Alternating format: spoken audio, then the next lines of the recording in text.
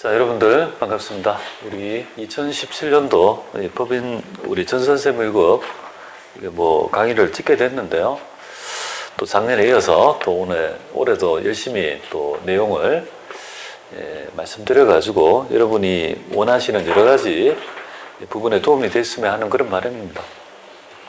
올해 2017년도에 법인세에 대한 개정된 법률은 그렇게 많지가 않습니다. 제가 쭉 면밀히 봤을 때 그렇게 큰 변화가 있는 부분은 없습니다. 물론 세부적인 디테일한 부분도 조금 있으나 우리 시험하고는 그렇게 큰 관계가 없다. 그래서 크게 별다르게 크게 이렇게 말씀드릴 건 없고요. 우리 나중에 소득세 할 때, 그죠? 소득할 때 우리 교육비 공제 등 있죠.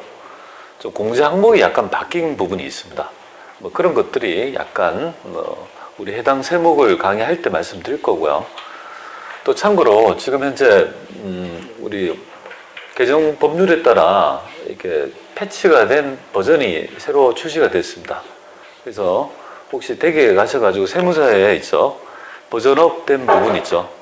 2017년도 2월 22일 버전이 새로 나왔단 말이죠. 그죠? 그래, 내려받게 하셔가지고 다시 한번 설치를 좀 해주시고요. 또 나중에 법인세 시행령이 반영이 되어가지고 약간 변화된 부분이 있다라면 패치가 아마 나타날 건데 그 얘기는 제가 만약에 변경이 된다라면 안내를 드리도록 그렇게 하겠습니다. 그래서 우리 법인세에 대한 얘기를 오늘 이번 시간에 해야 되는데 일단 제가 드렸던 유인물이 있다, 그죠? 유인물. 요 유인물을 가지고 일단 기본적인 있죠. 우리 법인세에 대한 개념을 좀 익히고, 그 다음에 책에 있는 내용을 같이 적용해서 하는 걸로 그렇게 하겠습니다. 자, 일단, 법인세의 개념부터 먼저 말씀을 드릴게요. 유인물을 기준으로 할게요. 유인물. 동영상 보시는 분들은요, 유인물은 저희가 해당 화면에 첫 번째 첨부를 해 놓았으니까 PDF 내려받게 하셔가지고 같이 좀 보시면 될 것 같아요. 자, 여러분 그걸로 보면 4페이지가 되나요? 네, 유인물 4페이지 정도 되겠습니다. 그래서 간단하게 다 볼 건 아니고요. 중요한 얘기만 좀 해보도록 할게요. 일단 법인세 정의부터 좀 해야 될 것 같아요. 법인세 정의부터 먼저 좀 새겨보도록 할게요. 많은 분들이 법인세 정의가 내리는 법인세 정의가 좀 다르게 해석하시는 분이 있는데요. 제가 내리는 법인세 정의는요. 법인의 각 사업연도 소득 금액을 과세 대상으로 하는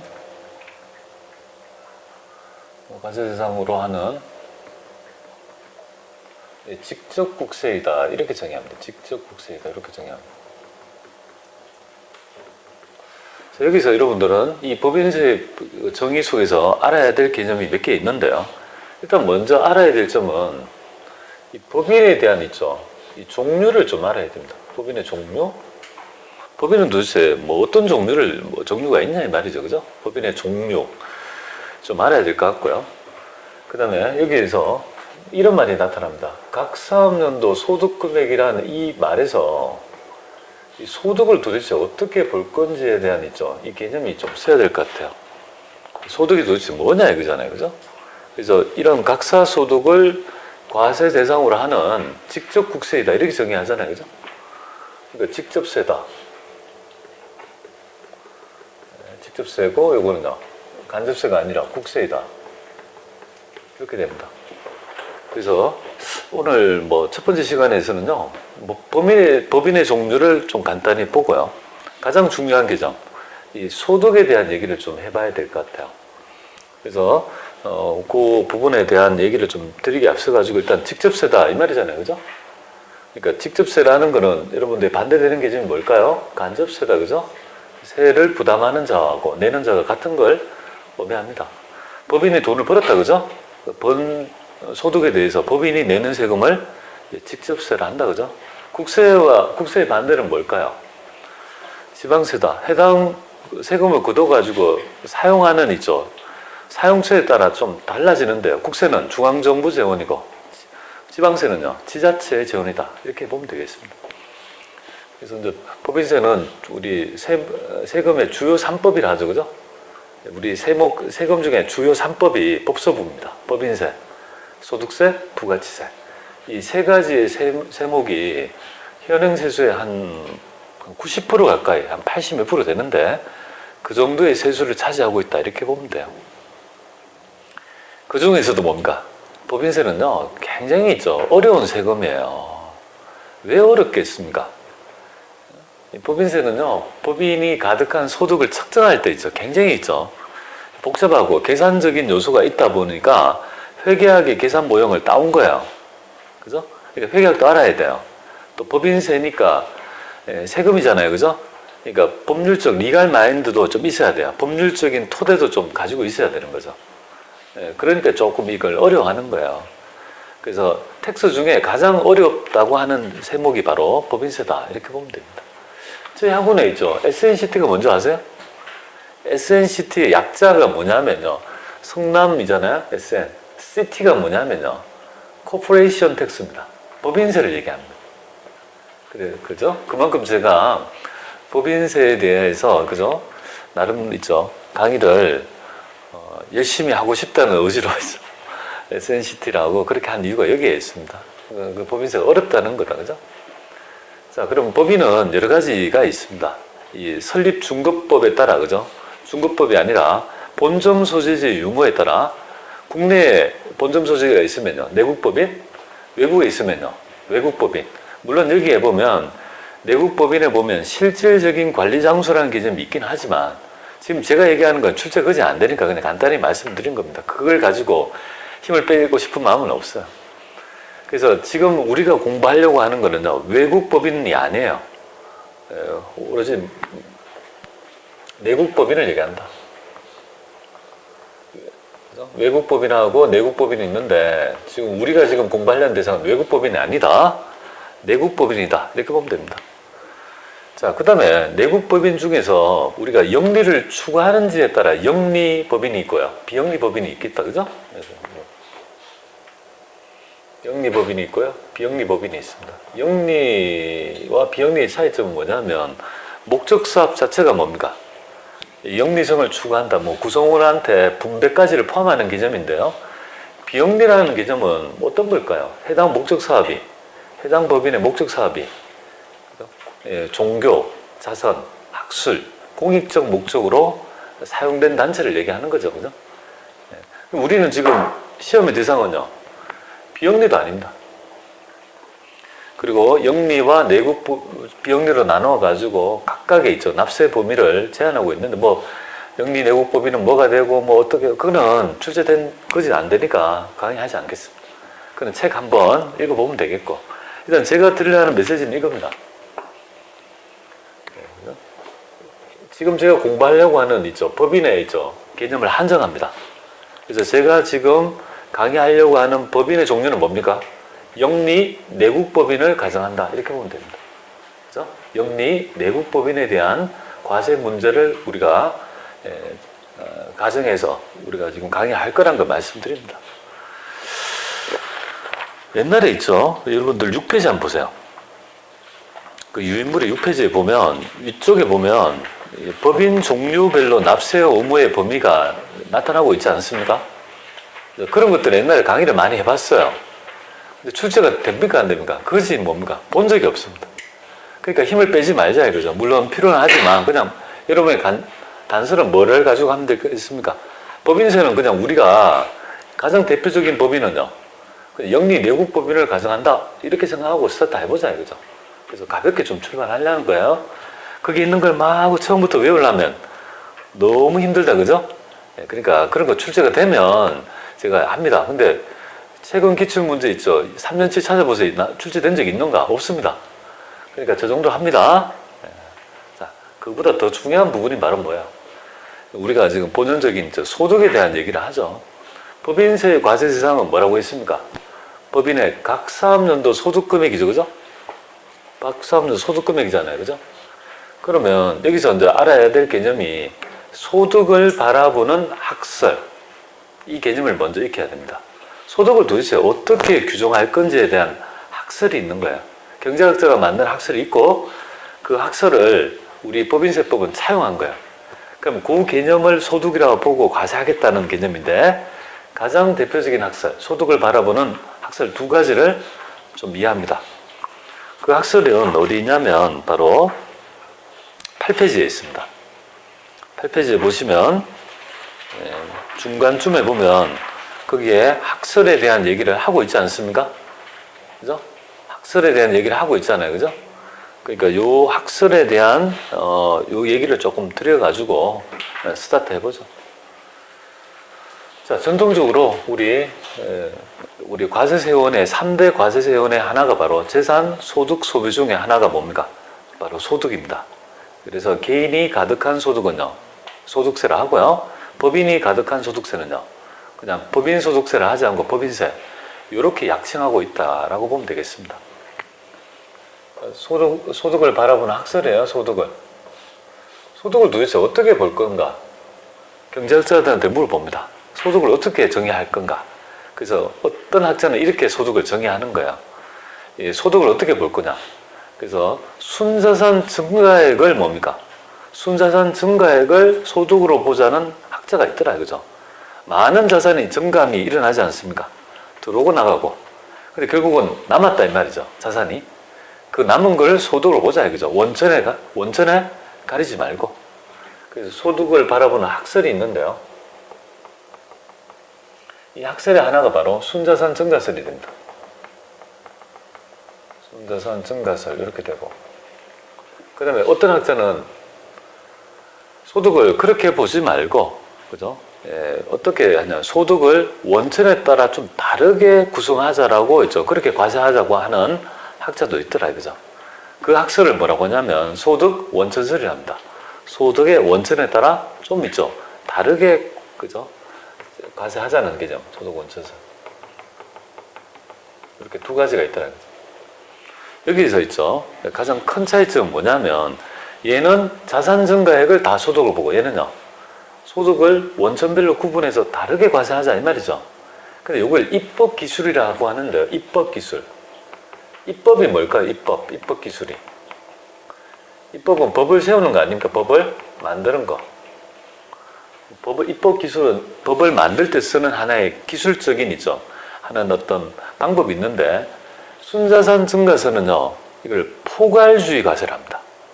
자산 증가액의 원천을 가지지 않고 무조건 뭡니까? 포괄해서 과세한다는 개념으로서 여기에 딸려있는 개념이 바로 포괄주의 과세랍니다. 포괄주의 과세를 하고요. 원천설은요, 이걸 입법 기술을 뭐라고 하냐면, 여러분 한 번쯤 소득세 할 때 배우셨을 것 같아요. 열거주의 과세라는 개념을 우리가 입법 기술로 삼고 있습니다. 그래서 이 두 가지의 소득을 받아봤을 때 우리 현재 있죠. 소득세에 대해서 적용을 하게 되는데 잘 맞는 개념을, 그죠? 이렇게 접목을 하게 됩니다. 그래서 개인 소득세는 뭐가 잘 맞을까 보니까 얘하고 얘하고 곰곰이 봅니다. 뭐가 잘 맞을까? 여러분은 뭐가 잘 맞을까요? 개인 소득세는요. 원천설이 더 맞죠. 이유는요. 개인의 소득은 하나입니까? 개인의 소득은 굉장히 다양하지 않습니까? 소득의 가득 경로가. 길 가다가 뭡니까? 길 가다가 돈 주울 수 있는 거고. 저도 그랬어요. 뭐 제 실제인데요. 토요일 날, 그죠? 이렇게 차를 이렇게 정차하고 있는데 뒤에서 차가 저를 받았어요. 툭 맞췄어요. 그리고 제가 목이 꺾어졌는데 목이 좀 약간 이제 인대가 늘어난 모양이에요. 근데 삼성화재에서 전화가 왔어요, 저보고. 뭐라고? 고객님 죄송합니다. 뭐 이렇게 하고요. 갑자기 돈을 붙여주는 거예요. 65만 원을 붙여줘요. 이걸로 저한테 치료비를 저한테 대신에 얘기하지 마시고 이걸로 다 치료비로 가름해서 손해배상금 주더라, 그죠? 그럼 저는 그래서 이거 보니까 좀 며칠 지나니까 좀 나았단 말이에요. 그럼 저한테는 뭡니까? 65만 원이라는 돈을 생긴 거 아니에요? 제 몸을 희생하고 65를 버는 건가요? 그럼 그것도 결국은 뭡니까? 소득이잖아요. 그죠? 돈을 번 거잖아요. 그죠? 이런 것들은 과세할까 말까 여러 가지 있죠. 또 일해서 번 소득도 있고 다양한 경로가 있죠. 그러니까 이거는 뭡니까? 좀 그죠? 적용할 때 무조건 돈 벌었다고 다 과세하기는 그렇잖아요. 제가 몸을 희생해가면서 뭔가 아파가지고 다쳐가지고 했는 것까지 포괄해서 다 과세한다면 이거 좀 무리한 거 아니에요? 그래서 이제 여기 적용을 하면 있어가지고 잘 맞는 걸 찾게 됩니다. 그래서 우리가 법 적용할 때 이거는요. 소득세를 적용하게 되고요. 그러니까 소득세의 그 소득의 개념은요. 원천설에 기반된 개념이다라고 보면 됩니다. 소득 원천설. 그 다음에 우리 지금 배우려는 법인세는요. 원천을 가리지 않고 뭡니까? 포괄해서 과세한다 해서 법인세는 요걸 결국은 적용하고 있다. 이렇게 보면 돼요. 그러면 우리 지금 법인세를 배우잖아요. 그죠? 그러면 이 우리 현재 법인세의 소득을 바라보는 견지는 뭐냐면요. 이론적 베이스는 뭘까요? 소득은. 바로 소득은 바로 순자산 증가세에 입각한다. 이렇게 보면 되겠습니다. 순자산 증가설에 있죠. 입각된 소득의 개념으로 생각하면 되겠습니다.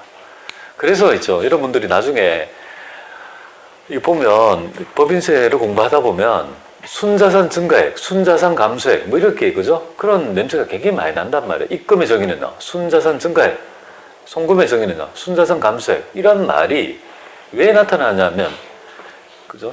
입법의 베이스가 바로 뭡니까? 순자산 증가설에 따라 입법이 되었기 때문에 얘들의 냄새가 많이 날 수밖에 없는 거예요. 그죠? 네, 그래서 이제 소득 원천설에 입각해서 하고 있다. 이렇게 보면 되겠습니다. 자, 그러면 우리 각 사업연수 그러면 소득 금액은 뭐냐 이거잖아요. 소득에 대한 베이스는 알겠는데 각 사업연도 소득 금액이 도대체 뭡니까? 라고 있죠. 우리는 얘기를 할 수 있는데요. 그 얘기 해보죠. 그러면 있고 그러면 지금 과세 대상 자체가 순자산 과세 대상 자체가 각 사람들 소득 금액이잖아요, 그죠? 요거를 기준으로 세금을 매겼다는 거 아니겠습니까? 우리의 목표는요, 수많은 법인의 영리 내국 법인의 거래 중에서 뭡니까? 각 사람들도 소득 금액이라는 금액을 뽑아내야 돼요. 뽑아내서 그 금액에 대해 세금을 매겼다는 거 아니에요, 그죠? 그래서 각 사업자도 소득 금액을 그죠 구하는 형태를 한번 살펴보죠. 우리 법인세는요 얘의 냄새에 따라 뭡니까? 따라 순자산의 증가액을 뭐라고 하냐면 입금이라고 해요. 입금 이렇게 봅니다. 입금. 돈 들어온 거 쉽게 얘기하면 입금. 입금은 세금을 더 낸다는 거예요. 그 다음에 돈 나간 거는요 순자산 감소액은요 송금 이렇게. 이거 빼요. 뺀 나머지를 바로 각 사업연도 소득 금액이라고 정의합니다. 요거를 지금 있죠. 구하기 위해서는 입금이 뭔지 송금이 뭔지를 알아야 될 거 아니에요. 그죠? 요 구조에서 세금을 매기니까. 그러면 이거는 도대체 어떻게 구하는 겁니까? 라고 했을 때 입금이 뭡니까? 그러면 순자산 증가액이 입금이고 감소액이 송금인데 우리 현재 그죠 법인세를 처음 배운 입장에서는 굉장히 모호한 개념이 되지 않겠습니까? 이게 뭐냐 이거죠. 그래서 이거를 결국은 그러면 수많은 거래 중에 입금을 뽑아요. 많은 거래가 일어날 거 아니에요. 그죠? 요건 입금이야 딱 정해놓고 기장을 할 때 많은 거래 중에 송금이야 하면요 입금 다 모으고 송금 모으면 결국은 각 사업연도 소득 금액을 구하지 않겠습니까? 근데 문제는 여기서 발견합니다. 우리는 지금 있죠. 상법상에 있죠. 상법에서 규정하고 있는 있죠. 이 기업을 설립하고 그에 따라 거래되는 자원에 대해서 회계 기준에 따라 기록할 의무가 있는 거다. 그죠? 외부 감사에 관한 법률에 따라 우리가 모든 있죠. 회계 거래를 재무제표를 만들어 가지고 이해관계자한테 정보를 공시할 의무가 있는 거죠. 그럼 매번 있죠. 나타나는 거래를 우리 재무제표라는 걸 만들어 가지고 손익계산서 만들고 뭡니까? 재무상태표 등 재무제표를 만들어 가지고 매번 있죠. 공시를 하게 되잖아요. 그죠? 그러면 우리 기업은 일반적으로 지금 매일매일 뭡니까? 복식부기의 원리에 따라 회계를 기록하고 기록된 정보를 만들어 가지고 재무제표를 만들어 가지고 하고 있는데 그 개념하고 입금과 송금은 다르다는 개념이에요. 그러면 기업 입장에서는 어떻습니까? 기업 회계 기준은 어떻게 되는 거죠? 여기 회계 기준은? 회계 기준은요? 회계 기준은 IS에 어떻게 구합니까? 수익에서 뭘 뺍니까? 비용을 빼고 요 금액이 있죠. 바로 이익이다. 이렇게 되잖아요. 그죠? 그리고 수익과 비용을 측정하는 대원칙은 뭡니까? 현금주의입니까? 수익과 비용은 어떤 원칙에 따라 측정되죠? 발생주의, 그죠? 그러니까 발생주의에 따라 이거는 지금 발생주의잖아요. 그죠? 발생주의에 측정이 된 개념이 이 이익을 손익계산서를 기준을 만들고 있다 이거죠. 근데 우리 법은 어떻게 요구합니까? 법인세는요. 이렇게 수익과 비용으로 계상된 손익계산서는 너의 얘기고 우리 법인세법은 어떻게 보는 거죠? 수익과 비용 있죠. 이거는 너의 얘기고 우리는 그거 필요 없어. 무조건 거래 중에서 입금이라고 예시하고 있는 거는 뭐예요? 입금이라고 보는 것은 무조건 뭡니까? 뭐 예시든 포괄하든 하여튼 입금이라고 되는 건 전부 다 입금으로 계산하고 송금이라고 한 거는 송금으로 다 계산해서 소득 금액을 뽑아내서 세금을 내라 이 말이죠. 그럼 기업에 있는 사람은 어떻습니까? 장부를 2번 기장해야 될 굉장히 좀 피곤함으로 밀려오는 거 아니겠습니까? 평상시에는 뭡니까? 기업회계 기준에 따라 뭡니까? 손익계산서를 만들고 또 세금 낼 때는 뭡니까? 그 거래 중에서 수익 중에서 뭡니까? 그죠? 입금이라고 한 거를 전부 뽑아가지고 이게 얘가 하고 얘하고 같으면 어떻게 됩니까? 만약에 같으면 어떻게 됩니까? 같다면 이익이 곧 각 사람들 소득 금액이 되니까 요걸 가지고 세금을 내면 되는데 우리의 피곤함의 출발은 뭔지 아세요? 이게 좀 다르다는 데서 출발이 되는 거예요. 같을 수도 있고 다를 수도 있는 거죠. 이게 답답한 거단 말이에요. 그럼 왜 다를까요?